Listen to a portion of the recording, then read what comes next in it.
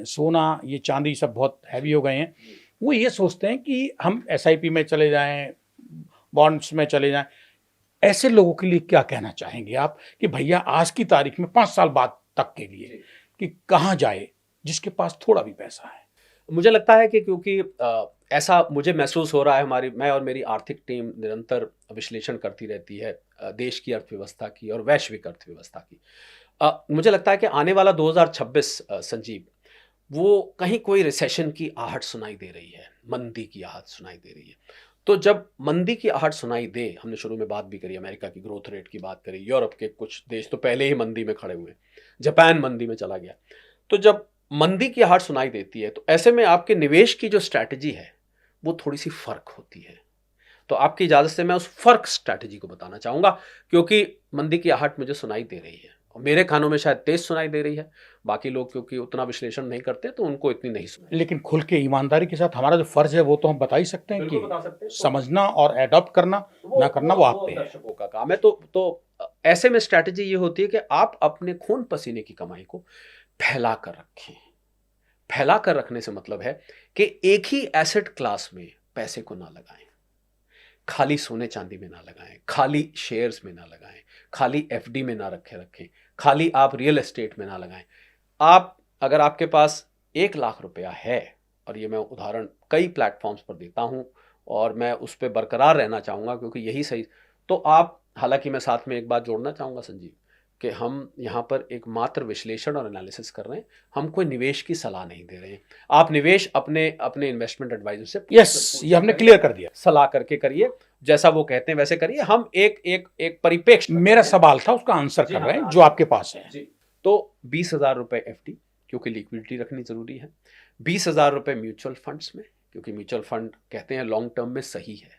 AMFI जो mutual fund association है उसका ये टैग लाइन है, और वाकई में लॉन्ग टर्म में सही है, क्योंकि आप और SIP आप कर रहे हैं, यानी कि थोड़ा थोड़ा करके आप कर रहे हैं, तो वाकई में सही है और लंबे वक्त के लिए कर रहे हैं। मैं यहाँ 10-15 साल का होराइजन लेके चल रहा हूँ। तो थोड़ा एफडी में, थोड़ा म्यूचुअल फंड में, थोड़ा किसी एक्सपर्ट से सलाह लेके आप शेयर मार्केट में भी रखें। अच्छे ग्रोथ स्टॉक्स को आप चुनें, परंतु किसी एक्सपर्ट की गाइडेंस में। अब 60% हो गया, मैंने 20% एफडी में कहा, 20% मैंने आपको म्यूचुअल फंड कहा, 20% मैंने आपको शेयर्स में कहा, 20% आजकल जो चमकती वस्तु है सोने और चांदी में रखें। अब आपके 80,000 इस्तेमाल हो गए। आखिरी का जो 20% है, अब मैं आपको जो बताऊंगा बहुत हैरानी होगी सुन के, क्योंकि मैंने 1 लाख रुपए मात्र लिया था। आखिरी का 20,000 आप रियल एस्टेट में रखें। अब आपका छूटते ही सवाल आना चाहिए कि भाई 20,000 में कौन सी रियल एस्टेट आती है? हमारे तो टॉयलेट की फिटिंग्स भी नहीं आती इसमें, टॉयलेट दूर की बात है। ये आप एक सर एग्जाम्पल के तौर पे हमें बता। नहीं, मैं एग्जाम्पल नहीं, मैं लिटरल भी बात कर रहा हूँ कि 20,000 में कौन सा रियल एस्टेट आता है। तो 2 नए प्रोडक्ट्स आए हैं मार्केट में जो कि रियल एस्टेट छोटे अमाउंट से भी आपको घुसने का मौका देते हैं। उनका नाम है रीट और इनविट। रीट है REIT, real estate investment trust. इसमें बहुत सारे लोगों का पैसा छोटा छोटा इकट्ठा किया जाता है, एक ट्रस्ट बनाई जाती है, SPV है, चल रही हैं कुछ भारत में। और वो क्या करते हैं, उस पैसा जब थोड़ा थोड़ा एक बूंद बूंद से घड़ा बढ़ता है, तो जब घड़ा भर जाता है वो कोई ऑफिस बिल्डिंग खरीद लेते हैं, उसको किराए पे चढ़ा देते हैं, उसके किराए को वो सब लोगों में थोड़ा थोड़ा बांट देते हैं। यही नहीं, बिल्डिंग की कीमत बढ़ जाती है तो उसको बेच भी देते हैं, उसके कैपिटल गेन को भी सब में बांट देते हैं। तो एक रीट है, एक इनविट है, रियल एस्टेट इन्वेस्टमेंट ट्रस्ट और इंफ्रास्ट्रक्चर इन्वेस्टमेंट ट्रस्ट। पहली वाली real estate office buildings, residential building में लगाती है, दूसरी वाली इंफ्रास्ट्रक्चर में लगाती है। छोटे पैसे से भी आप एंट्री कर सकते हैं। तो ये मैंने 5 एवेन्यूज बताए। क्यों बताए संजीव?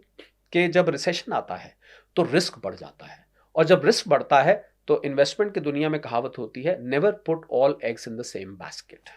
एक ही जगह सारा पैसा नहीं लगाना चाहिए। तो आप फैला के पैसे को लगाइए, लंबे वक्त के लिए लगाइए। कोई इस 5 में से कोई हो सकता है एकदम से चढ़ने लग जाए, कोई थोड़ी कम चढ़े, कोई गिर भी जाए, तो उससे क्या होगा कि आपका रिस्क इवनली स्प्रेड हो जाएगा।